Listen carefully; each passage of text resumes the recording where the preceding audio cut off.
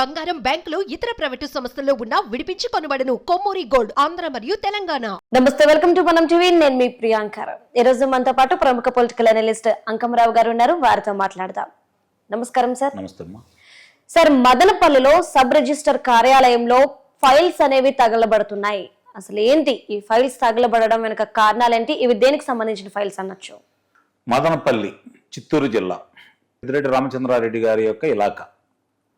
ఆయన చేసినటువంటి అకృత్యాలు, అన్యాయాలు, దుర్మార్గాలు, దోపిడీలు, గనులతో సహా, అడవులతో సహా, ఇసుకతో సహా, మద్యానికి సంబంధించినవన్నీ, ఆయన దోచుకున్నాడికి సంబంధించినటువంటి సాక్ష్యాధారాలు చాలా వరకు మదనపల్లి సబ్ రిజిస్ట్రార్ కార్యాలయంలో పొందుపరిచి ఉన్నాయి. ఎందుకున్నానంటే అది అక్కడ సంబంధించిన భూములకు సంబంధించిన లావాదేవీలన్నీ అక్కడే కదా జరిగేది. అంటే బలవంతంగా ఎవరెవరి దగ్గర నుంచి తీసుకున్నారు, ఏ విధంగా చేసుకున్నారు, ఎవరెవరు తీసుకున్నారు అనే దానికి సాక్ష్యాధారాలతో సహా కొన్ని ఉంటాయి.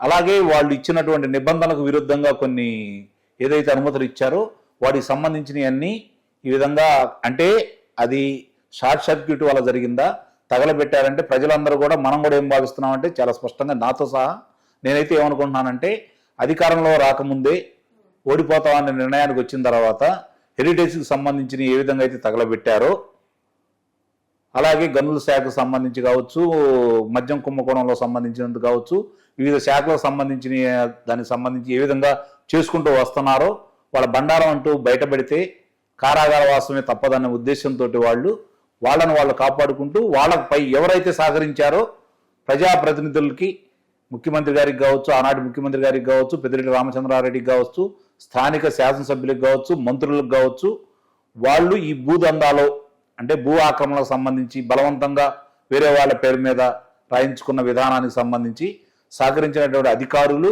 అలాగే దానికి సహకరించినటువంటి పత్రాలు వాళ్ళు పొందుపరిచినవన్నీ కూడా ఈరోజు కనపడకుండా చేయాలని చెప్పి వాళ్ళు విశ్వ ప్రయత్నం చేస్తున్నారు.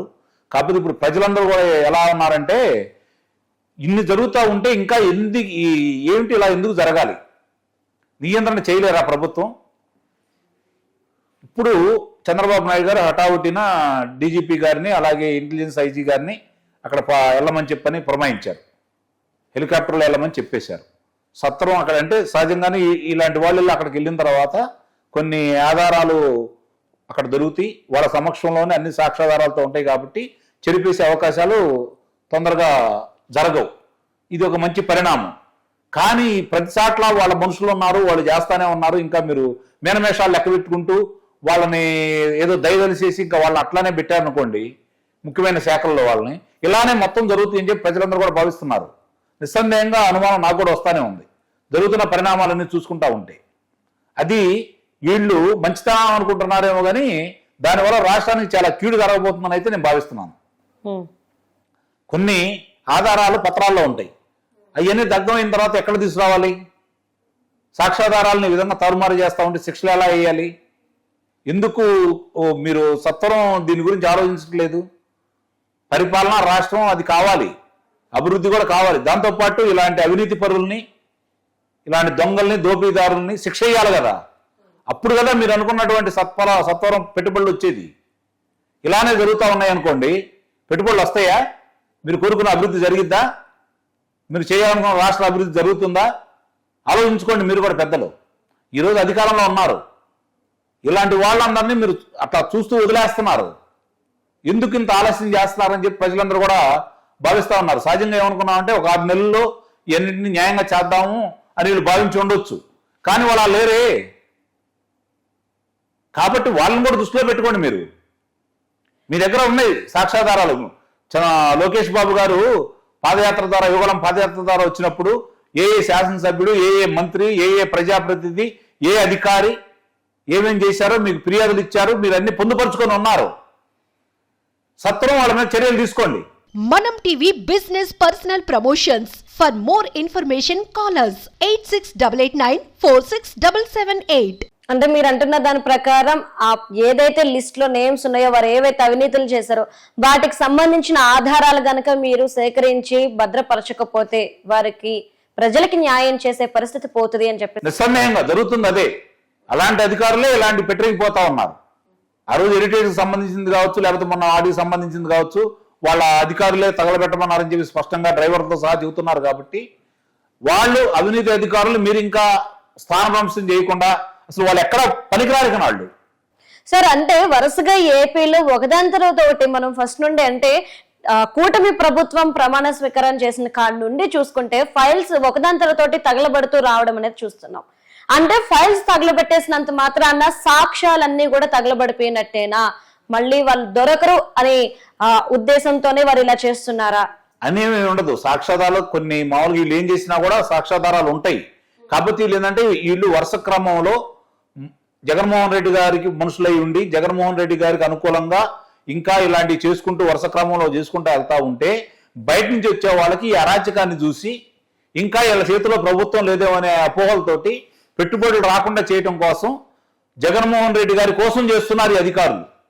నేను అనేది అది, జగన్మోహన్ రెడ్డి గారి కోసం పనిచేసి వాళ్ళ సర్వశక్తులు దారబోసి ఆయనకు అనుకూలంగా పనిచేసిన వ్యక్తులకి ఇంకా ప్రధానమైన శాఖల్లో వాళ్ళని పెట్టినందువల్ల జరుగుతున్నటువంటి పరిణామాలు ఇవి. సత్వరం వాళ్ళందరూ తొలగించాలి. ఉదాహరణకి ఈ రోజు వరకు గుంటూరు జిల్లాలో కమ్మ సామాజిక వర్గం అని చెప్పని 5 సంవత్సరాల నుంచి సిఐ పోస్టులకి 26 మందిని ఎక్కడా నియమించకుండా వాళ్ళ పక్కన పెట్టారు. ఈ రోజు అధికారంలోకి వచ్చిన తర్వాత కూడా తెలుగుదేశం ప్రభుత్వం వాళ్ళు వాళ్ళని తీసుకోలేదు ఈ కూటమి. అంటే ఆ రోజు ఆ ప్రభుత్వం మీద పోరాడింది వాళ్లే కదా, వాళ్ళు మీ ప్రభుత్వాన్ని సహకరించట్లేదనే కదా వాళ్ళు దూరంగా పెట్టింది. మరి అలాంటి వాళ్ళని ఈ రోజు విధుల్లో తీసుకుంటే ఆ రోజు అన్యాయం చేసిన వాళ్ళని అక్రమం చేసిన వాళ్ళని వరుస పెట్టి వాళ్ళ దగ్గర ఉన్న ఆధారాలతోటి అదుపులో తీసుకుంటారు కదా. ముందు అలాంటి వాళ్ళని మీరు తీసుకోండి, సరైన స్థానంలో వాళ్ళని పెట్టండి, సత్వరం న్యాయం జరుగుతుంది. 5 సంవత్సరాల్లో ఏ అధికారులను దూరంగా పెట్టారు, సామాజిక వర్గంగానో లేకపోతే తెలుగుదేశం పార్టీ సానుభూతి పరులనో ఈ విధంగా ఉంటారు కాబట్టి వాళ్ళని ఏ విధంగా అయితే దూరంగా పెట్టారో తిరిగి వాళ్ళందరినీ విధుల్లో తీసుకోండి. కనీసం అప్పుడు వాళ్ళని చూసి మిగిలిన వాళ్ళు భయపడిపోతారు కదా. మళ్ళీ అధికారంలోకి వచ్చారు వాళ్ళు, ఇక్కడ నుంచి ఏం జరిగినా కూడా 5 నిమిషాల్లో అందరికీ వాళ్ళు న్యాయం చేస్తారు, తప్పులు నాలుగు పట్టుకుంటారు. కాబట్టి మన ఒళ్ళు దగ్గర పెట్టుకోవాలని భయం కూడా ఉంటుంది కదా. ఇంకా వాళ్ళే ఉన్న తర్వాత వీళ్ళని అది తీసుకోకపోతే మీరు జరుగుతున్న పరిణామాలు ఇలానే ఉంటాయి.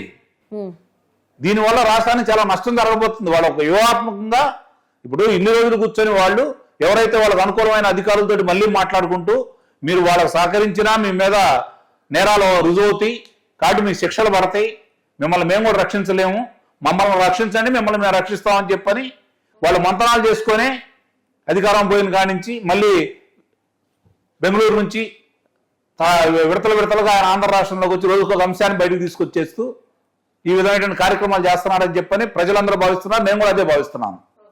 అందుట్లో ఎలాంటి సందేహం కూడా ఏం లేదు. ఇప్పటికైనా కూటమి కళ్ళు తెరుచుకొని ఇప్పుడు ఈ వరుసనే ఎన్ని జరుగుతున్నాయి ఇవన్నీ, అంత అవకాశాలు ఎందుకు ఇవ్వాలి, ఏం జరుగుతుంది తిప్పికొట్టే దాంట్లో మీరు ఎందుకు ఉదాసీనత వ్యవహరిస్తున్నారు? మీరు మంచిగా అనిపించుకుంటే ఉపయోగమే లేదు. రాష్ట్రానికి మంచి కావాలి, పెట్టుబడులు కావాలి, పరిశ్రమలు రావాలి, ఉద్యోగ కల్పన జరగాలి, సాగునీరు తాగునీరు ప్రాజెక్టులు పూర్తి కావాలి, ప్రజలకి మేలు జరగాలి. అది జరుగుతానికి సరైన అధికారులు కూడా కావాలి కదా. మీరు కోరుకుంటే దానికి పనిచేసే కింద స్థాయి అధికారులు మీకు కావాలి కదా. దానికి సంబంధించి వాళ్ళకు సహకరించి ఇప్పుడు దాకా అన్యాయాలు చేసినటువంటి అధికారుల్ని మళ్ళీ అక్కడే పెట్టిన తర్వాత మీకు ఎలా న్యాయం చేస్తారా? వాళ్ళు రాష్ట్రానికి ఎలా మేలు జరుగుతుంది? ఇలాగే వాళ్ళు చేసుకుంటూ వెళ్తారని చెప్పి ప్రజలందరూ భావించుకుంటున్నారు. దీన్ని మాత్రం ఇప్పటికైనా కళ్ళు తెరవకపోతే ప్రజలే తిరగబడే పరిస్థితి వస్తుంది. Okay, thank you so much sir.